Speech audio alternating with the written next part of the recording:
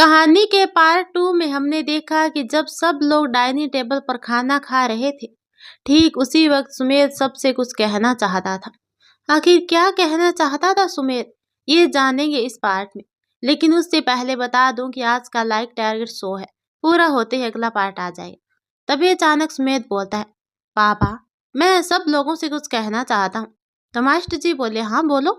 तो सुमेध बोला, पापा और मैं चाहता हूँ कि सिया अपनी आगे की पढ़ाई पूरी कर ले और मैंने उसके लिए एक स्कूल का फॉर्म भर दिया, तो मैं चाहूँगा कि वो अपनी पढ़ाई शुरू करे। ये सुनकर सुनीता जी बोली, लेकिन सिया ने 8वीं के बाद पढ़ाई नहीं की, तो क्या वो बच्चों के साथ पढ़ने जाएगी? क्या अब ये सब अच्छा लगेगा? तभी सिया बोली, जी हम स्कूल जाकर पढ़ाई नहीं करेंगे, हमें वहाँ शर्मिंदगी महसूस होगी। ये बोलकर सिया अपने कमरे में चली गई और साथ में सुनीता भी उसके पीछे गई। फिर मास्टर जी ने कहा, सुमेध सिया अच्छी थी पढ़ाई में, लेकिन अपनी चाची की वजह से वो आगे की पढ़ाई नहीं कर सकी। ये जो आगे की पढ़ाई करवाने की तुमने सोची है, ये बहुत अच्छी सोच है, मैं इसमें तुम्हारे साथ हूँ। तभी रणवीर और विजय ने भी कहा, हाँ मैं भी आपके साथ हूँ भैया। सभी संजना ने कहा, मैं भी चाहती हूँ कि सिया आगे की पढ़ाई करे, लेकिन फिर आगे कुछ करने को नहीं मिलेगा तो उस पढ़ाई का क्या महत्व रह जाएगा। मास्टर जी मुस्कुराए और बोले, हाँ बेटा, क्या तुम जॉब करना चाहती हो? संजना ने मास्टर जी की तरफ देखा और खुशी से बोली, जी पापा, क्योंकि मैंने इतनी अच्छी पढ़ाई की है तो मुझे अच्छी जॉब भी मिल जाएगी। मास्टर जी खड़े हुए और कहा, अगर आपके पति को इसमें कोई आपत्ति ना हो तो मुझे भी कोई दिक्कत नहीं है बेटा। उसके बाद मास्टर जी वहां से अपने कमरे की तरफ चले गए। संजना ने फिर रणवीर की तरफ देखा, जो पहले से मुस्कुराकर संजना को इजाजत दे रहा था। फिर सारे लोग अपने अपने काम में घर से निकल गए। सुमेध अभी भी वहीं बैठा था। फिर कुछ समय बाद उसने सुनीता जी को अपने कमरे की तरफ जाते हुए देखा। फिर सुमेध अपने कमरे में गया और उसने देखा कि सिया बालकनी में खड़ी है। सिया सुमेध उसके पास जाकर खड़ा हो गया। फिर सुमेध उसके पास जाकर खड़ा हो गया। फिर सिया ने सुमेध की तरफ देखा और बोला, हम नहीं जाएंगे वहां, हम बहुत छोटे महसूस करेंगे खुद को जब देखेंगे कि हमसे भी छोटी उम्र के बच्चे हमारा मजाक उड़ाएंगे। फिर सुमेध ने सिया के कंधे पर हाथ रखते हुए कहा, मुझे यकीन है कि तुम बहुत अच्छे से अपनी पढ़ाई पूरी कर लोगे। तो सिया बोले, आपको हम पे इतना यकीन कैसे है? सुमेध मुस्कुराया और बोला, बस यकीन करने का दिल करता है मेरा। अब चलो जल्दी से तैयार हो जाओ, मैं इंटरव्यू के लिए ले जाऊंगा, फिर तुम्हारा दाखिला होगा वहां पर। यह सुनकर सिया मासूमियत से बोले, लेकिन सुमेध जी। तो सुमेध बोला, बस सिया, अब और कोई बहस नहीं होगी।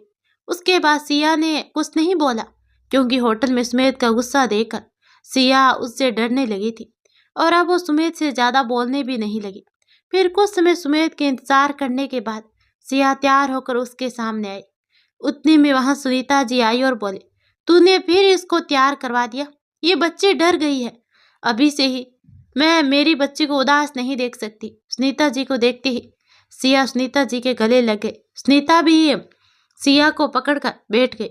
सुमेध ने अपना सर पकड़ा और बोला, एक ड्रामेबाज कम थी जो मेरी जिंदगी में दूसरी भी आ गई। तो सुनीता जी बोली, ये किसको बोल रहे है तू? तभी सुमेध बोला, आपको। पहले आप थी और अब आपकी बहू भी आपके साथ है।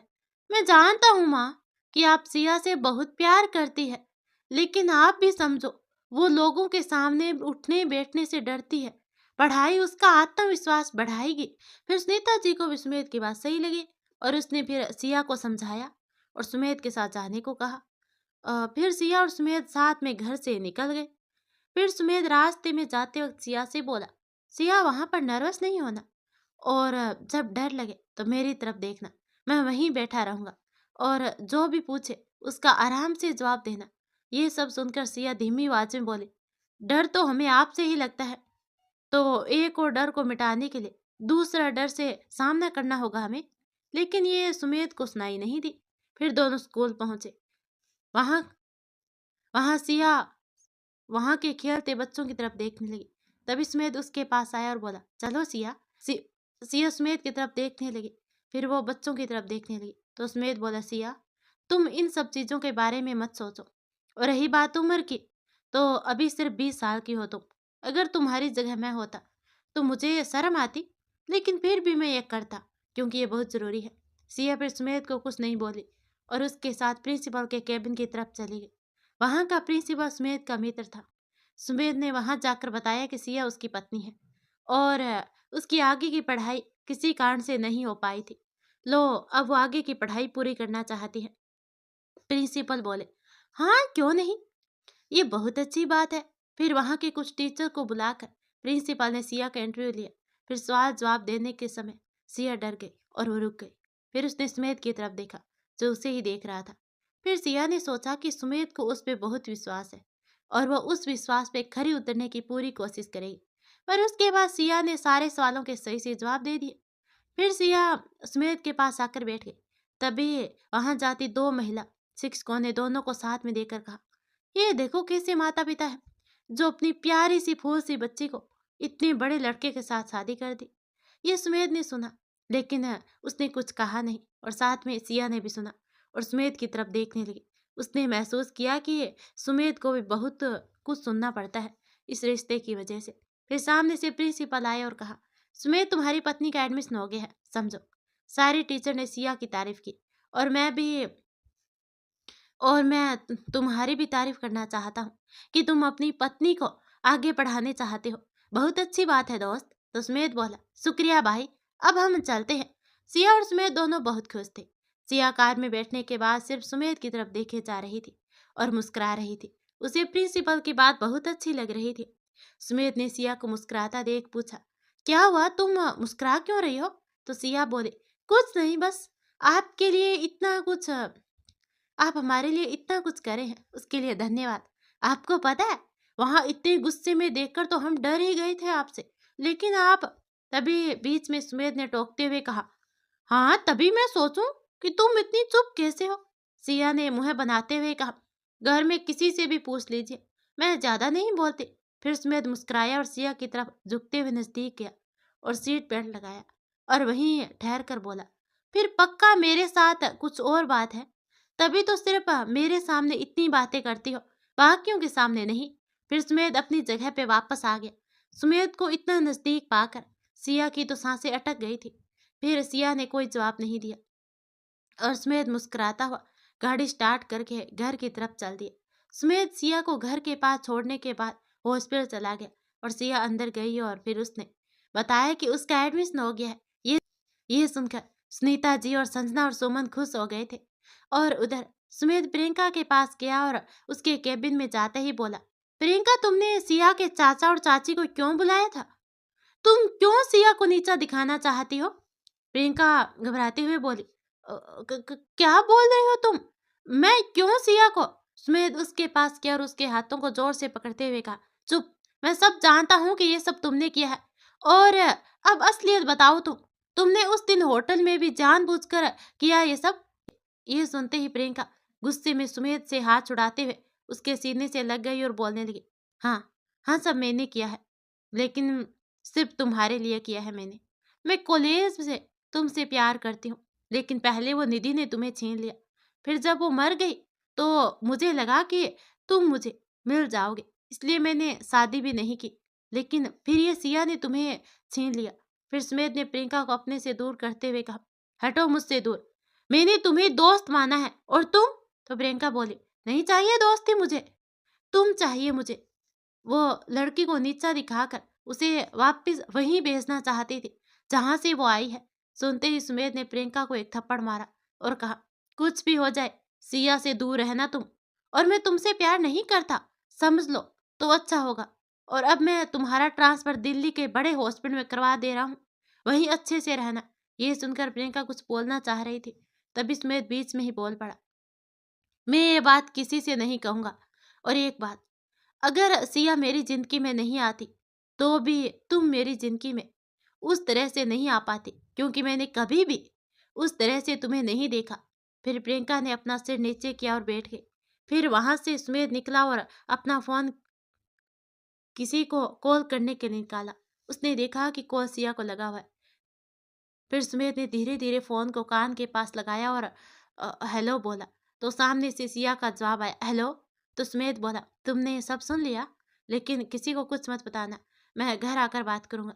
सिया ने निम्रता के साथ जवाब दिया, जी।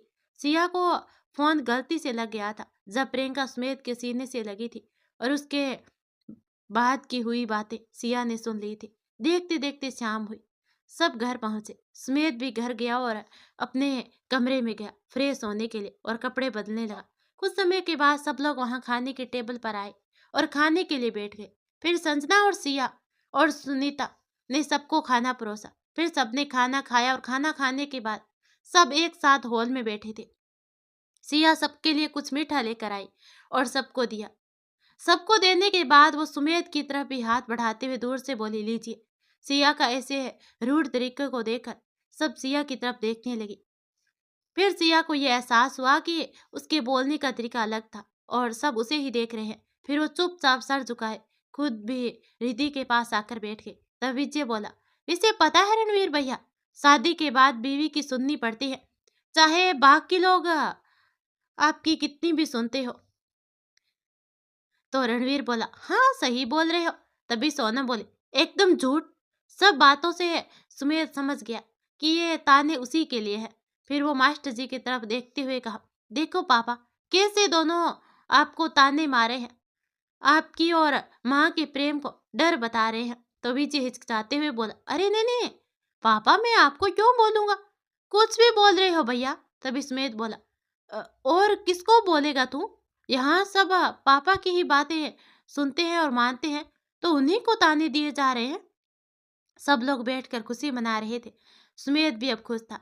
उसको पता था कि अब सिया की जिंदगी में परेशानी लाने वाली प्रियंका भी चली गई थी। देखते देखते 3 साल बीत गए और सिया ने 12वीं की परीक्षा अव्वल अंकों के साथ पास की। सब बहुत खुश हुए उसके अंकों से। आज भी सिया सुमेध के सामने वैसी ही थी जैसे कि 3 साल पहले। कुछ बात आगे नहीं बढ़ी दोनों के रिश्ते में। ना सुमेध ने कदम बढ़ाया और ना ही सिया ने। अब सिया 23 साल की हो गई थी और पूरे परिवार के साथ बैठकर बातें कर रही थी। उसे काफी दूर बैठा सुमेध सिया को मुस्कुराकर देख रहा था। फिर सुनीता जी सुमेध के पास आकर बैठी और बोली, क्या बात है, तू ऐसे क्यों मुस्कुरा रहा है? अगर उसे इतना प्यार करता है तो बता क्यों नहीं देता? सुमेध ने यह सुनकर अपनी माँ की तरफ देखने लगा। तभी माँ ने कहा, मुझे पता है कि तुम दोनों में पति पत्नी जैसा कुछ नहीं है, लेकिन तेरी आंखों में उसके लिए परवाह है और बहुत सारा प्यार है। यह सुनकर सुमेध मुस्कुराया और बोला, माँ ये परवाह है, प्यार नहीं। और ये आप अपने बेटे के लिए सोच कर बोल रही हो माँ, लेकिन एक बार सिया के लिए सोच कर देखो कि उसको मेरे साथ रहना पसंद होगा पूरी जिंदगी। क्या हमारी उम्र का फासला हमारे रिश्तों के लिए सही है? और ये सोचिए कि कल सिया पढ़ लिख कर कुछ करेगी तो क्या उसका मन भी मेरे साथ मिलेगा? उसकी सोच बदलेगी और उसे फिर शर्म आएगी ये सोच कर कि उसका पति उससे 20 साल बड़ा है। तभी सुनीता जी बोले, लेकिन सुमेध ने माँ को चुप कराते हुए कहा, कहाँ लिखा है कि प्यार दोनों को ही हो? और मैं सिया को ऐसे खुश देख कर ही खुश हूँ और मैं उसे और आगे पढ़ाना चाहता हूँ। ये कहने के बाद सुमेध अपने रूम में चला गया और सुनीता वहीं बैठी रही और अपने बेटे के लिए उनकी आंखों में आंसू निकल आए। कुछ समय के बाद सिया भी कमरे में गई और जाकर सुमेध के सामने खड़ी हो गई। सुमेध वहीं लैपटॉप पर बैठकर कुछ काम कर रहा था। सुमेध ने लैपटॉप साइड में रखा और सिया से पूछा, क्या हुआ, कुछ कहना है? सिया ने हाँ में अपना सिर हिलाया तो सुमेध बोला, हाँ बोलो। सिया खुशी से सुमेध के गले लग गई और बोलने लगी, मैं बहुत खुश हूँ, शुक्रिया आपका। सुमेध मुस्कुराया और सिया को खुद से दूर करते हुए कहा, मैंने कुछ नहीं किया, ये तुम्हारी मेहनत का फल है।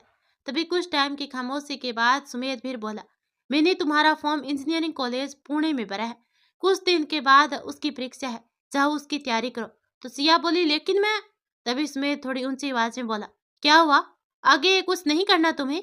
फिर सिया डर गई और हाँ में अपना सर हिलाया। फिर सुमेध ने कहा, हाँ तो जाओ तैयारी करो। और फिर सिया वहां से चली गई और किचन में चुपचाप बैठी थी। सुनीता जी उसे उदास देखकर बोले, सिया क्या हुआ, तुम खुश नहीं हो? आज तो खुशी का दिन है तुम्हारे लिए। तभी सिया ने सुनीता जी की तरफ देखा और सुनीता जी ने देखा कि सिया की आंखों में आंसू भरे हुए। ये देखकर सुनीता जी सिया के पास बैठी उसकी चिंता व्यक्त करते हुए बोली, क्या हुआ बच्चे, तुम्हारी आंखों में आंसू क्यों है? सिया ये सुनकर और जोर से रोने लगी और कुछ बोल नहीं रही थी। सुनीता यह देखकर और परेशान हो गई। तभी वहां संजना और सोनम भी आ गए और वो भी सिया से पूछने लगी कि हुआ क्या है। कुछ समय के बाद सिया को हॉल के बीच में बिठाकर पूरा परिवार चारों ओर बैठा था और उसके रोने का कारण जानना चाहता था। तभी सुमेध अपने कमरे से बाहर आ रहा था और उसने देखा कि हॉल में सिया और सारे परिवार वाले बैठे हैं।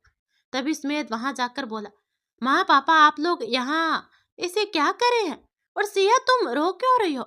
तभी रणवीर सुमेध के ठीक सामने खड़ा हुआ और बोला, आप बताइए क्यों रो रही है ये, आपने ही कुछ किया होगा।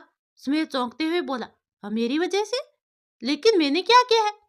सिया मैंने तुम्हारे साथ कुछ नहीं किया, क्या बताया तुमने इन लोगों को। तभी मास्टर जी बोले, बोलो। अभी बताया नहीं लेकिन बताएगी अभी, और उसके बाद हम तुम्हें बताएंगे। सुनते सुमेध अपना मुंह बनाते हुए वहां बैठ गया। सिया ने अंदर नजर से सुमेध की तरफ देखा। तभी उसकी नजर उन नजरों पर पड़ी जो कब से उसके जवाब का इंतजार कर रहे थे।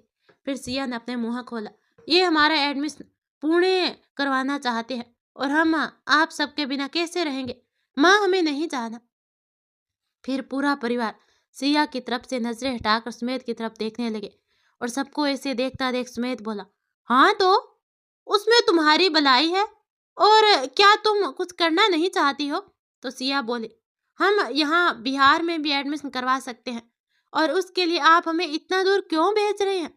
अगर आपको दूसरी शादी करनी है तो बोल दीजिए, ऐसे मुझे रास्ते से हटाकर दूसरी शादी करोगे तो पाप लगेगा। ये सुनकर सारे घर वाले चौंक गए और जोर से बोले, क्या।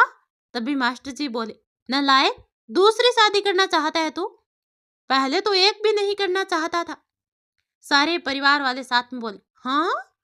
सुमेध सुमेध ये सुनकर सिया की मासूमियत पर हंसने लगा और बोला, तुम ये क्या बोले जा रही हो सिया, मैं क्यों करूंगा शादी। तो सिया बोले, क्योंकि मैं आपके लायक नहीं हूँ और आप दोपहर में अपने वो वकील दोस्त से बात कर रहे थे ना, वो बोल रहे थे ना कि शादी का फॉर्म भर कर डाल दिया है, तू तू बस शादी कर ले।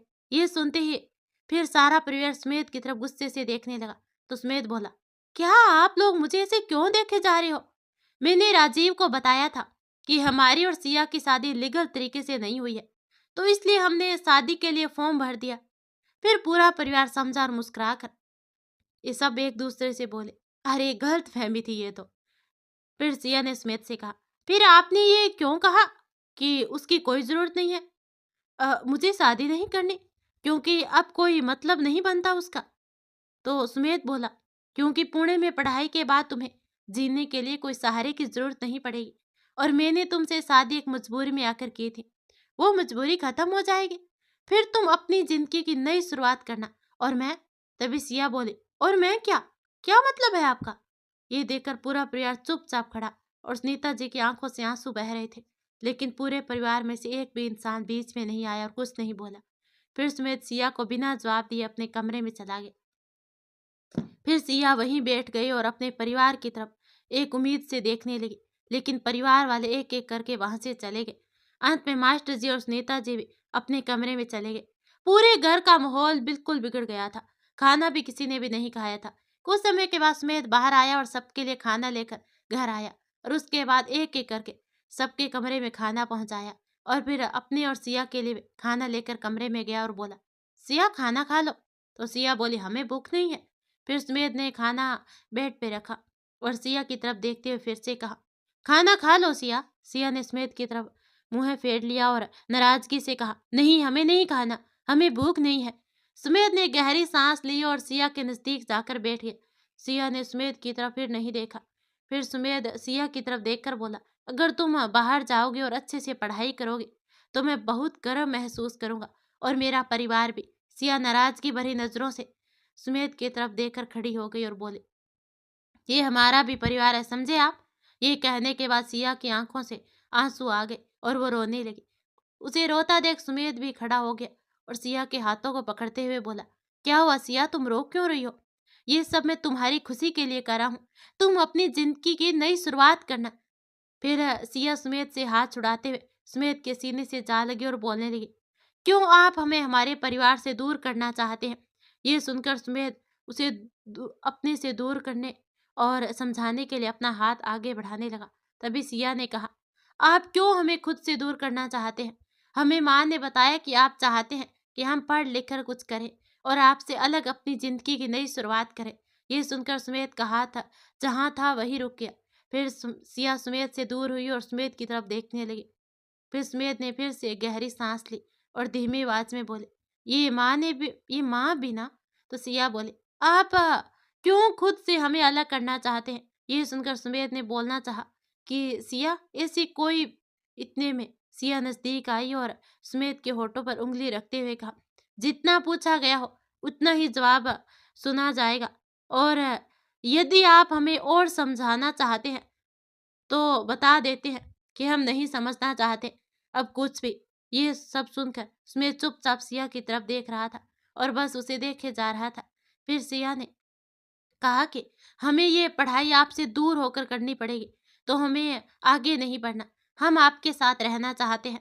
आप क्यों नहीं समझते? इधर सुमेध बिल्कुल चुपचाप खड़ा था और सिया को देखे जा रहा था।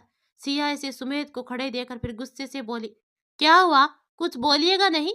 फिर सुमेध के चेहरे पर सिया को देखकर सुकून वाली हल्की सी मुस्कान आई। उसने सिया की तरफ अपना हाथ बढ़ाया और अपने करीब लाकर सुकून से अपने सीने से लगाया और कहा, आई लव यू। बस यही इतना सुमेध ने बोला और सिया ये सुनकर खुश हो गई और सुमेध के चेहरे को अपने दोनों हाथों से पकड़कर बड़े ही प्यार से बोली, अब हम नहीं जाएंगे ना? आप खुद से दूर तो नहीं करोगे हमें? सुमेध उसकी आंखों में देखते हुए बोले, कभी नहीं, और उसे सीने से लगा रखा था। फिर थोड़ा समय बाद सुमेध ने सिया से कहा, लेकिन तुमने ये कहाँ कहा कि तुम मुझसे प्यार करती हो? सिया मुस्कुराई और बोली, ये तो आपको कब का समझ जाना चाहिए था। जब हम स्कूल में एडमिशन करवाए थे तब से आपको पसंद करते हैं। हम बस कभी हिम्मत नहीं कर पाए बताने की। लेकिन आपसे दूर जाने का डर वो सारे डर से बड़ा है, इसलिए आज आपको बताने की हिम्मत जुटाई हमने। तो सुमेध ये सुनकर मुस्कुराया। तभी सिया ने पूछा, अगर हम नहीं बोलेंगे तो आप हमें दूर भेज देंगे? सुमेध ने सिया का हाथ पकड़ते हुए कहा, सिया मैं प्यार करता हूँ लेकिन तुम्हारी जिंदगी बर्बाद नहीं करना चाहता। मैं नहीं चाहता कि तुम्हें हर जगह ताने सुनने पड़े। तो सिया बोले, हमें सब चलेगा, बस आप दूर हो जाओ, ये नहीं चलेगा। सुमेध ये सुनकर मुस्कुराया और बोला, अच्छा जी। सिया ने मुस्कुराते हुए अपना हाँ में सर हिलाया और दोनों ने प्यार से साथ में एक दूसरे के खाना खाया। अगले दिन सुबह हुई और सब अपने कामों में लग गए और फिर सब एक साथ फिर से टेबल की तरफ जमा हो गए। सुमेध जब सबके साथ नाश्ता करने टेबल पे गया तो उसने देखा कि सबका चेहरा उदास पड़ा है। फिर वो सिया की तरफ देखकर मुस्कुराया और सिया भी सुमेध की तरफ देखकर मुस्कुराए जा रही थी। तभी किचन की तरफ से सुनीता जी आई और सुमेध से पूछा, कब करवाओगे सिया का एडमिशन? वो मुझे कुछ तैयारी करनी होगी, उसके लिए सारा इंतजाम कर दूंगी। तो सुमेध बोला, वो माँ आप लोगों ने मना किया तो मैंने भी सोचा कि बेचारी कैसे इतनी दूर रहेगी, तो सोचा कि यहीं के कॉलेज में एडमिशन करवा दो। ये बोलकर सुमेध अपना चेहरा नीचे करके खाना खाने लगा और परिवार जो खाना खा रहे थे वो अचानक से अपना खाना छोड़कर सुमेध की तरफ देखने लगे। सुनीता जी भी चौंकती हुई बोली, अच्छा? सोनम ने कहा, ओह सिया भाभी, आप तो बेचारी बन गई। फिर मुस्कुराते हुए और शर्माते हुए बोली, सिया मुस्कुराते हुए शर्माते हुए बोली, अगर वो बोल रहे हैं तो मैं हूँ। फिर सारा परिवार सुमेध की तरफ छोड़कर सिया की तरफ देखने लगा। फिर सिया को यह एहसास हुआ कि उसने सबके सामने कुछ ऐसा बोल दिया है जो उसे नहीं बोलना चाहिए। तो उसने अपना सर नीचे कर लिया। सुमेध भी सिया की तरफ आंखें बड़ी करके देखने लगा। लेकिन अब सारा परिवार वापस सुमेध की तरफ देखने वाले थे, तो उससे पहले सुमेध ने अपना सर नीचे करके वापस खाना खाने लगा। अब सबको सारी बात समझ में आने लगी थी और सुनीता जी भी अपने बेटे को देखकर मुस्कुरा रही थी और बहुत खुश थी। फिर सारा परिवार दोनों की परिस्थितियों को देखकर हंसने लगा और उनमें से विजय बोला, भैया शर्माते क्यों हो? बोल दो कि अब आप भी भाभी से दूर नहीं रह सकते। उसके बाद विजय हंसने लगा। तभी सुमेध ने पिताजी की तरफ विजय को इशारा किया और चुप रहने को कहा। अब फिर से पूरे परिवार में खुशियों की लहर छा गई थी।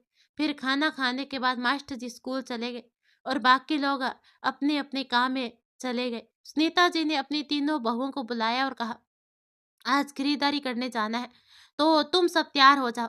2 दिन के बाद तीज का व्रत है, तो नए श्रृंगार की चीजें और सामान लाना है। ये सारी बातें सुमेध सुन रहा था। फिर सब अपने अपने कमरे में तैयार होने चले गए।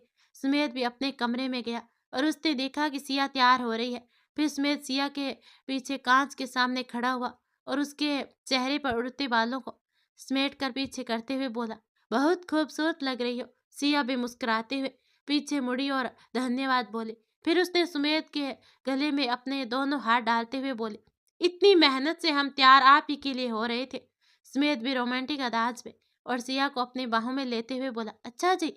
सिया अभी कुछ बोलती उससे पहले सुनीता गेट पे आई और बोली, सिया रेडी हो गई क्या? ये सुनते ही सिया और सुमेध दोनों जल्दी से एक दूसरे से दूर हुए, लेकिन तब तक सुनीता जी दरवाजे पर आ चुकी थी और दोनों को साथ में देखकर उसने अपना चेहरा दूसरी तरफ कर लिया था।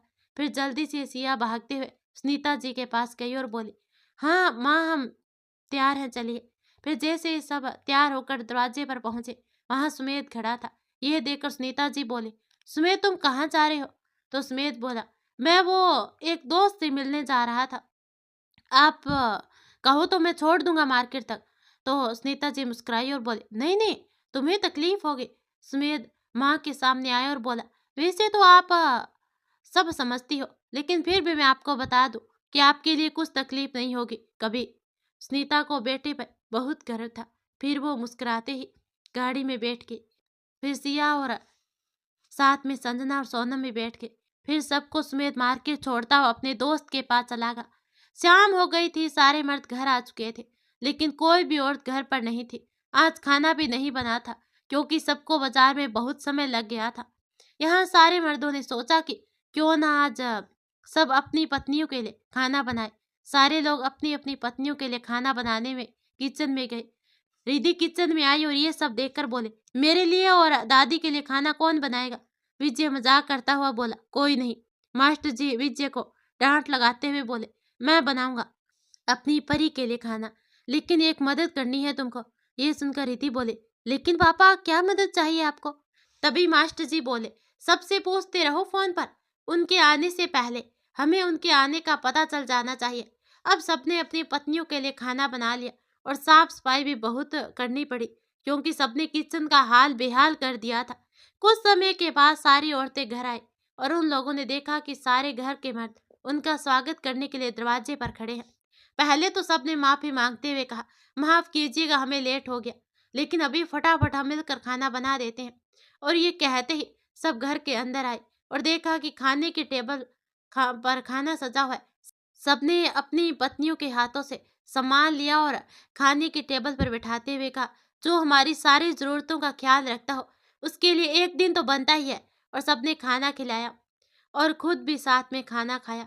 फिर कुछ समय के बाद सब एक साथ हॉल में बैठकर बातचीत करने लगे। तभी सुनीता जी ने कहा, आज हम इसलिए लेट हो गए क्योंकि खरीदारी हमने ज्यादा की। मैंने सोचा कि सिया और सुमेध की शादी अच्छे से नहीं हुई है, तो क्यों ना इनकी शादी अच्छे से करवाई जाए। तो मास्टर जी बोले, हाँ ये तो बहुत अच्छा रहेगा। तभी रणवीर बोला और विजय बोला, वाह माँ क्या बात कही, माँ क्या बात कही आपने, बहुत मजा करेंगे। सभी लोग ये सुनते ही बहुत खुश हो गए। और उधर सुनीता जी ने कहा, हाँ तो सिया तुम अपना सारा सामान लेकर रिद्धि के कमरे में चले जाना। शादी वाले दिन तक सिर्फ रस्मों के समय तुम दोनों मिलोगे, बस ऐसे नहीं। सुमेध ये सुनकर कुछ नहीं बोला, बस मुंह बनाते हुए सिया की तरफ देख रहा था। फिर सिया सुमेध की शक्ल देखकर मुस्कुराई। सुमेध सिया को मुस्कुराता देख नाराज हो गया और उसकी तरफ अपनी नजरें हटा ली। सुमेध का कमरा नीचे था और रिद्धि का कमरा ऊपर था, तो अब सिया को भी ऊपर रिद्धि के कमरे में जाना था। समय से घर में शादी का माहौल बन गया और तय हुआ कि शादी अगले हफ्ते होगी। फिर सिया अपना सामान पैक करने के लिए अपने कमरे में गई।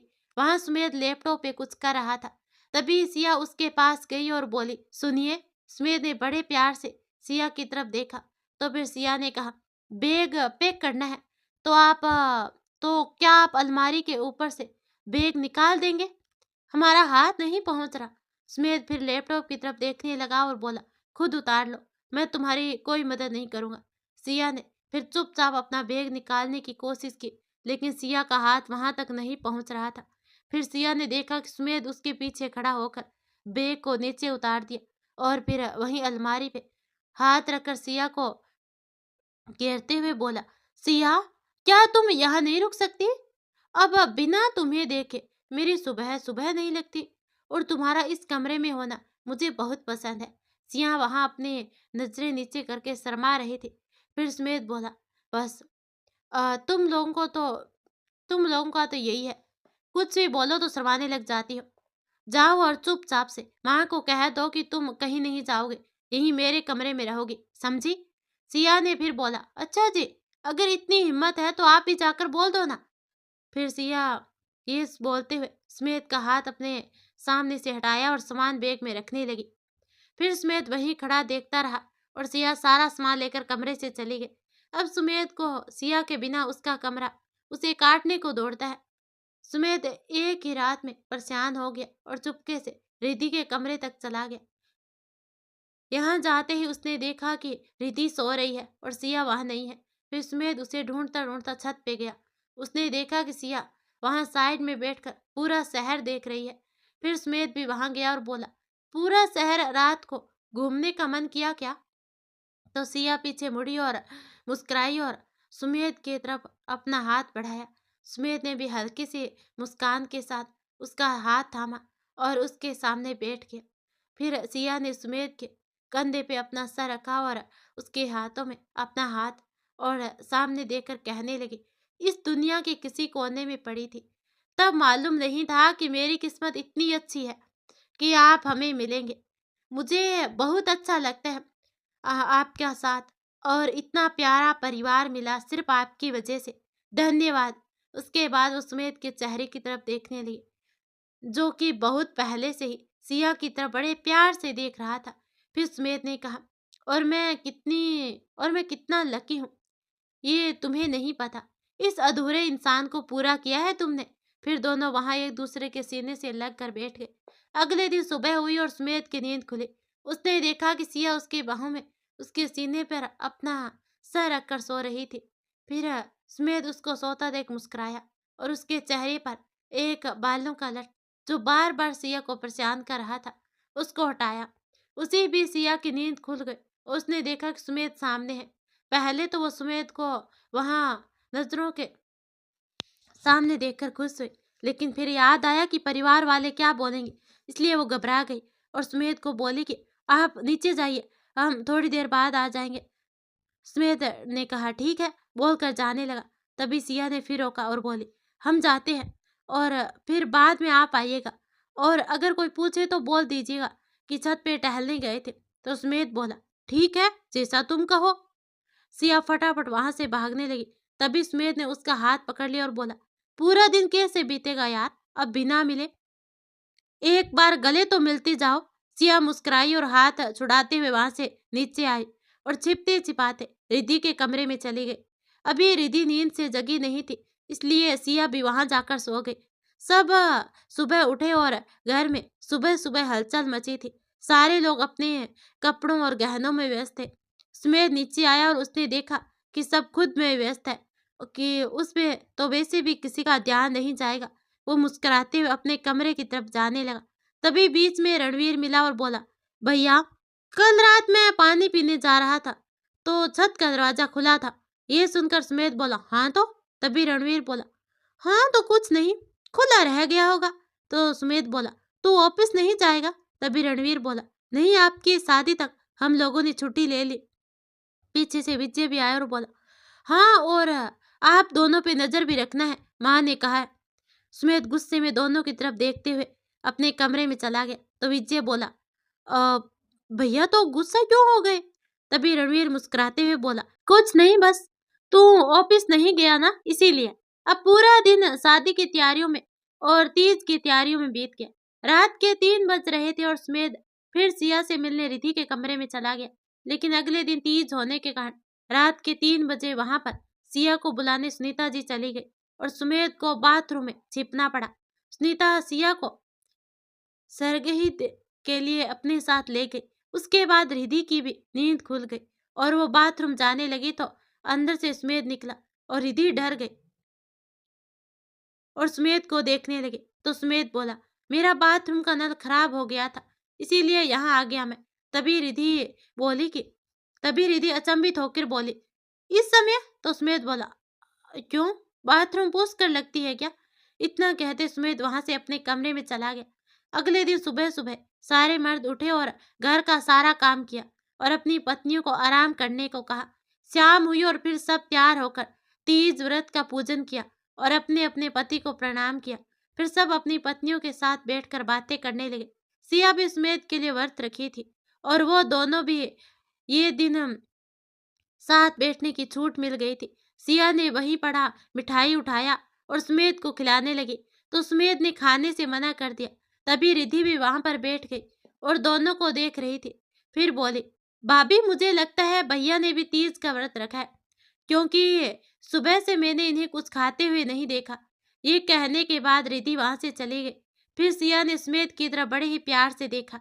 सिया के आंखों में आंसू आ गए। सिया के आंखों में आंसू देखकर सुमेध मुस्कुराया और उसने अपने हाथों से सिया के चेहरे को पकड़कर बोले, रो क्यों रही हो पगली? और फिर उसे पकड़कर अपनी सीने से लगा लिया। तो सिया बोले, हम आपसे बहुत प्रेम करते हैं, आपके बिना जी नहीं सकते, अब ऐसा लगता है। फिर सिया सुमेध के चेहरे को देखने लगी तो सुमेध ने कहा, हमारी जिंदगी का ठेका तुमने लिया है तो तुम्हारी जिंदगी का ठेका मुझे तो लेना ही पड़ेगा ना। फिर सिया भी मुस्कुराने लगी। ऐसे ही दिन दिन पार हो रहा था और हर दिन सुमेध सिया से मिलने जाया करता था। कभी उसे लेकर बाहर जाता तो कभी छत पे पूरी रात बिताता। दोनों एक दूसरे के साथ बहुत खुश थे। दोनों छिपते छिपाते एक दूसरे से मिला करते थे। देखते देखते शादी का दिन भी आ गया। आज शादी है, सारी तैयारियां हो चुकी थी, सारे मेहमान आ चुके थे। देखते देखते शाम हो गई। घर पे पूरी चहल पहल थी, सब लोग बहुत खुश थे। बारात का समय हुआ और नाचते गाते सब मंडप तक पहुंच गए। उधर रिधि सिया को लेकर मंडप के पास आई। सब लोग सिया की खूबसूरती की तारीफ कर रहे थे और सुमेध की नजर सिया पर गई ग- और उसी पर रह गई। वो सिया को देखे जा रहा था। हर दिन से ज्यादा सिया आज खूबसूरत लग रही थी। फिर रणवीर सुमेध के बगल में जाकर बैठ गया और धीमी आवाज में बोला, भैया नजरें हटा लो, भैया नजरें हटा लो अपनी, सब देख रहे हैं। और भाभी तो वैसे भी अब आपकी ही होगी, तो जी भर के देखते रहना। ये सुनकर सुमेध सिया से नजरें हटाते हुए बाकी लोगों की तरफ देखा तो सच में उसे ही देखकर मुस्कुरा रहे थे। फिर सुमेध गुस्से में रणवीर की तरफ देखा तो रणवीर वहां से जाते हुए बोला, हाँ एक तो भलाई करो और डांट भी खाओ। तभी पीछे से किसी की आवाज आई, लड़का तो हैंडसम है लेकिन लड़की से थोड़ा ज्यादा उम्र है, और लड़की कितनी खूबसूरत है, बिल्कुल बच्ची है। सुमेध के कानों में ये आवाज गई, लेकिन अब सुमेध को कोई फर्क नहीं पड़ता था, क्योंकि अब सिया सुमेध से प्यार करती थी और सुमेध के लिए यही काफी था। सिया सुमेध के पास आकर बैठ गई और दोनों ने साथ में फेरे के साथ एक दूसरे से वादा करते हुए एक दूसरे के साथ एक बंधन में बंध गए। अब दोनों की शादी पूरी रीति रिवाजों के साथ हो गई थी। शादी होने के बाद सारे रिश्तेदारों ने शुभकामनाएं दी और खाना खाकर चले गए। और फिर सिया और सुमेध को रिद्धि और रणवीर ने कमरे तक छोड़ दिया और सारा परिवार भी खाना वाना खाकर आराम करने अपने कमरे में चले गए, क्योंकि सब बहुत थके हुए थे। पहले तो सिया और सुमेध एक दूसरे से बातें करते हुए हिचकिचा रहे थे, जैसे ही दोनों पहली बार मिले हो। कुछ समय तक दोनों एक दूसरे से नजरें चुराते बैठे रहे। फिर दोनों एक साथ मुस्कुराते हुए सुमेध पास किया और सिया से बातें करने लगा। कमरे में गले से सिया को गले से लगाते हुए सुमेध बोला, अब बीच में कोई नहीं आएगा, तुम अब बस ऐसे ही मेरे पास रहना, कभी किसी चीज की कमी नहीं होने दूंगा तुम्हें, मेरी जान जान बना कर रखूंगा तुम्हें। सिया भी बस सुमेध के साथ और उसके पास रहना चाहती थी। तभी सुमेध के मोबाइल पर एक कॉल आया। फिर सिया बोले, सुमेध जी किसका कॉल आ रहा है देखिए। तो सुमेध बोला, नहीं मैं अब किसी तरह का डिस्टरबेंस नहीं चाहता। तभी सिया बोले, देख लीजिए ना एक बार। सुमेध ने फिर कॉल पे बात की और सिया से बोला कि देखिए जान, अभी आपके पति को जाना पड़ेगा हॉस्पिटल में। एक औरत का केस आया है, उसका एक्सीडेंट हो गया है और उसकी सर्जरी करनी पड़ेगी। अब सिया कुछ बोलने ही वाली थी, तभी सुमेध बोल पड़ा, बहुत जरूरी है, वरना उसके साथ कुछ भी हो सकता है। सुमेध कपड़े बदलकर हॉस्पिटल के लिए निकल गया। सुमेध को गए हुए बहुत समय हो गया और सुमेध ने एक कॉल तक नहीं किया, इसीलिए सिया परेशान थी और सुमेध का फोन ओह बता रहा था। देखते देखते सुबह हो गई। सुनीता और पूरा परिवार हॉल में आया और सबने देखा कि सिया जगी हुई है। उसने खाना भी तैयार कर दिया है।